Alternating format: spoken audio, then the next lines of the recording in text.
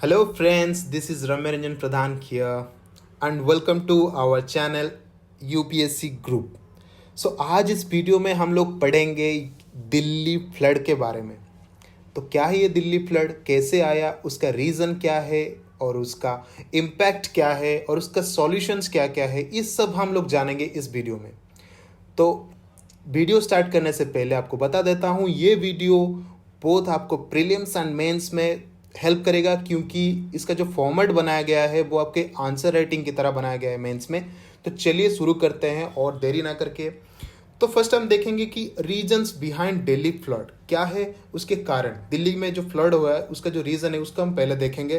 तो दिल्ली फ्लड सबसे इंपॉर्टेंट है क्योंकि दिल्ली हमारा देश की राजधानी है और इसमें अगर इस तरह का अर्बन फ्लड का सिचुएशन आ रहा है तो ये सबसे बड़ा इंपॉर्टेंट मुद्दा बन जाता है।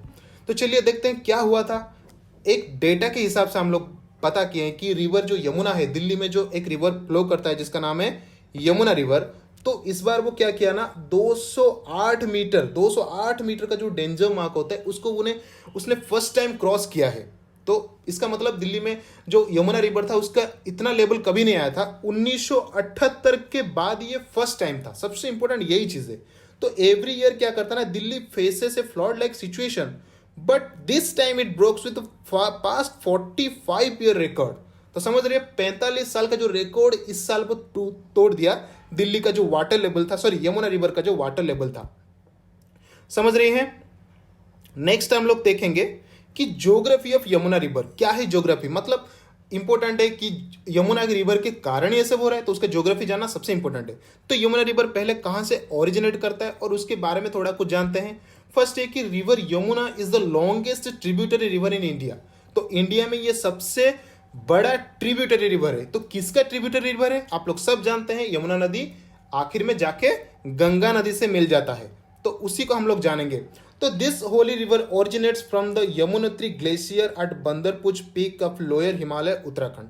तो ये जो देख रहे हैं ये पिक्चर ऑफ बंदरपुच, एक ग्लेशियर है, एक ग्लेशियर जिसका नाम है यमुनोत्री ग्लेशियर, उसी पहाड़ का नाम है बंदरपुच। तो वहीं से क्या होता है ना, यमुनोत्री निकल आ रहा है। आपको एक मैप के हिसाब से आपको दिखा देता हूं कि कैसे यमुना नदी वहां से निकलता है। तो देखिए ये है बंदरपुच और इधर से निकलते हुए वो फर्स्ट आता है, ये एक जगह देखिए जिसको मैंने हाईलाइट किया है, ये इसका नाम है हाथनीकुंड बैरेज। इसके बारे में मैं आगे आपको पढ़ाऊंगा। और उसके बाद देखिए हाथनीकुंड बैरेज से निकलते हुए दिल्ली तक आ गया। ठीक है, दिल्ली में वो एंट्री किया। नेक्स्ट हम लोग क्या देखेंगे ना, इंपॉर्टेंट है कि ये मर्ज किस में करता है। ठीक है, तो जो यमुना नदी है वो किस में मर्ज करती है ना, ये गंगा नदी में मर्ज करती है। कहां पे ना, त्रिवेणी घाट जिसको बोलते हैं त्रिवेणी संगम एट प्रयागराज। तो उत्तर प्रदेश के प्रयागराज में त्रिवेणी संगम में यमुना नदी गंगा नदी से मिल जाती है। नेक्स्ट हम देखेंगे कि ये कौन से स्टेट होते आती है। ठीक है, तो it flows through the states of Himachal Pradesh, Haryana, next आता है दिल्ली, फिर आता है उत्तर प्रदेश। ठीक है, जैसे मैप में आप लोग देख रहे हैं, ये बंदरपुच घाटी से निकलते हुए पहले ये उत्तराखंड स्टेट से निकलते हुए हरियाणा, फिर आएगा दिल्ली, फिर आएगा आपका उत्तर प्रदेश, देन यहाँ पे प्रयागराज। नेक्स्ट हम लोग देखेंगे कि ये यमुना नदी दिल्ली में ही इंपॉर्टेंट है क्योंकि दिल्ली में ये फ्लड किया है। तो अभी उसके पार्ट दिल्ली में क्या क्या कौन से पार्ट में है उसका ज्योग्राफी थोड़ा जानेंगे।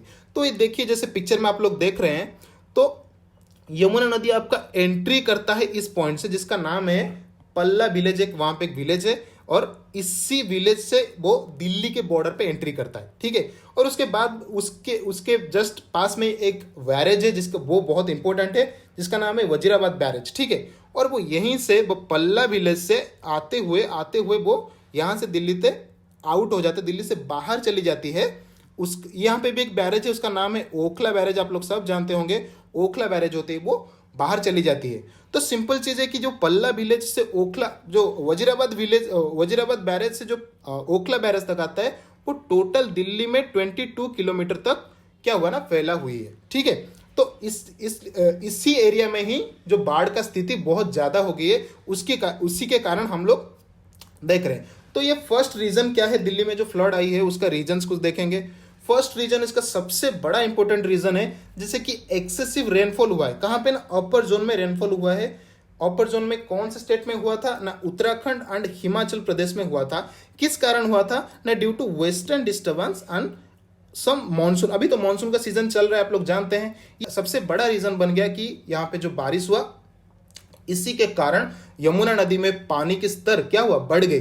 तो जब बढ़ गई तो इसी के कारण अभी बाढ़ का स्थिति बन गई।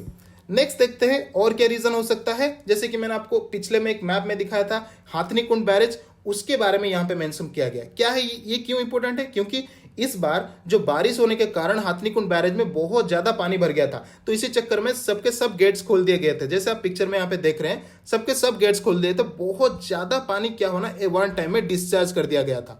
तो एक टाइम पे इतना पानी डिस्चार्ज करने से क्या हुआ ना, रिवर यमुना का स्तर बढ़ने लगा।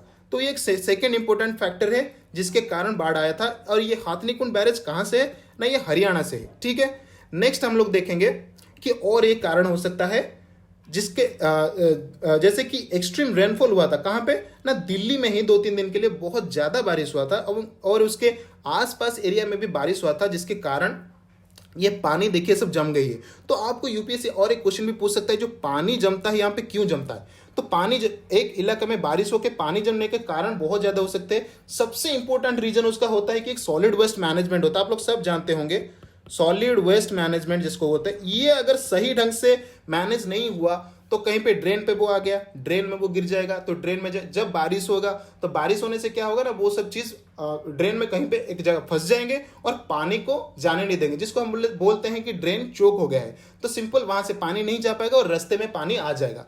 तो ये एक सबसे बड़ा इंपॉर्टेंट है जो अर्बन फ्लड में आप लोग इसको ऐड कर सकते हैं, सॉलिड वेस्ट का मैनेजमेंट सही तरीके से ना होना। ठीक है फ्रेंड्स, चलो फिर हम अब देखते हैं कि उसका इंपैक्ट क्या क्या है। हम तो रीजन जान गए, अभी देखते हैं इंपैक्ट। जैसे देख रहे हो आप लोग, पानी कितना भरा हुआ है यमुना नदी में, लोगों को कितनी तकलीफ हो रहा है अपने काम करने में, आने जाने में, सब कुछ बंद पड़ा है। तो जैसे कि the water level crossed the danger mark and encroached the near low laying settlements area. तो वाटर लेवल क्या हुआ ना, अपने डेंजर मार्क को क्रॉस कर दिया एवं पानी आसपास के इलाके में भरने लगा।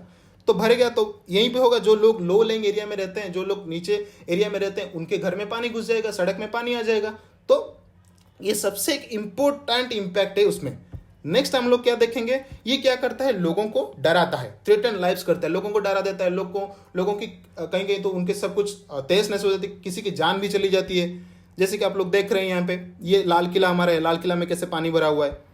नेक्स्ट हम लोग देखेंगे क्या ना, इनोंडेटेड प्रॉपर्टीज एंड बिजनेसेस। तो ये क्या करता है, अपना जो प्रॉपर्टीज होता है, बिजनेस होता है, ये सब जो लोग ऑटो वाले को देखो, ये सब नहीं जा पा रहे, सब गाड़ी सब अटका हुआ है क्योंकि पानी ही सब कुछ भरा हुआ है। तो ये एक इंपॉर्टेंट इंपैक्ट है उसका। नेक्स्ट और क्या कर सकता है, ये करता है ना, डैमेज वाइटल इंफ्रास्ट्रक्चर करता है एंड पब्लिक सर्विस को भी ये बंद कर देता है, प्राइवेट हो पब्लिक हो सब कुछ ये बंद करता है, क्योंकि पानी सगरो भरा पड़ा है। तो ये देख रहे हो सब कुछ भरा पड़ा है पानी। नेक्स्ट हम लोग देखेंगे उसका और एक इंपॉर्टेंट जो होता है कि देखिए घर तोड़ देता है सबकी, तो ये हमारा जो बिलोंगिंग्स होता है उसको भी तोड़ देता है। तो उसका जो टोटल इंपैक्ट देखेंगे तो ये बहुत ज्यादा है। नेक्स्ट देखते हैं, अभी हम उसका रीजन देखें, इंपैक्ट देखें, जिसको आप लोग ऐड कर सकते हैं अपने पॉइंट्स में। नेक्स्ट सबसे इंपॉर्टेंट चीज होता है मेजरमेंट्स, मेजर्स, क्या क्या सॉल्यूशंस गवर्नमेंट ने किया है या क्या फिर सॉल्यूशंस आप लोग मतलब बोल सकती हो, दे सकती हो। तो एक मेजर इंपॉर्टेंट मेजर है इसमें क्या कि people from the low lying areas translocated to the safer place by the government. जो लोग नीचे एरिया में रहते हैं उनको हम लोग नदी के किनारे जो लोग सब घर बना के रहते हैं उनको पहले रीसेटल करना चाहिए, कि कोई दूसरे सेफ जगह में उनको लोगों को ट्रांसलोकेट करना जरूरी है। तो ये काम गवर्नमेंट करता है पहले। नेक्स्ट क्या करेगा ना, देखिए जैसे एनडीआरएफ हो गया, जो डिजास्टर मैनेजमेंट फोर्सेस होते हैं, जैसे कि पैरामिलिट्री फोर्सेस होते हैं, ये सब अपने काम में लगे जाते हैं। ये सब इवैक्यूएशंस करते हैं, लोगों को उन एरिया से हटाते हैं, उनकी जो बिलोंगिंग्स है उनको भी लेते हैं, कहीं पे कोई फंस गया हो उनको लेते हैं। तो ये सब एक इंपॉर्टेंट मेजर है गवर्नमेंट का, इनको वो डिजास्टर मैनेजमेंट में लगा देता है काम में।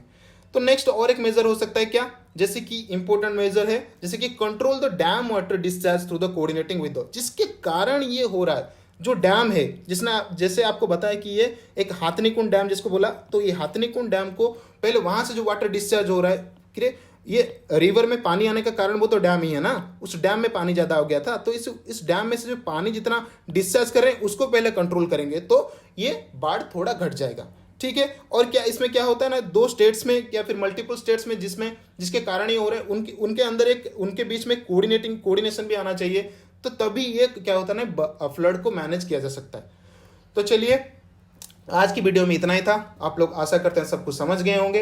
अगर आपको वीडियो सही लगा तो एक लाइक कीजिए और चैनल को सब्सक्राइब कीजिए, ताकि आगे इस तरह और बहुत ज़्यादा वीडियो आप लोग देख पाएंगे। आपको एग्जाम के पॉइंट ऑफ व्यू से बहुत ज़्यादा इंपॉर्टेंट होगा।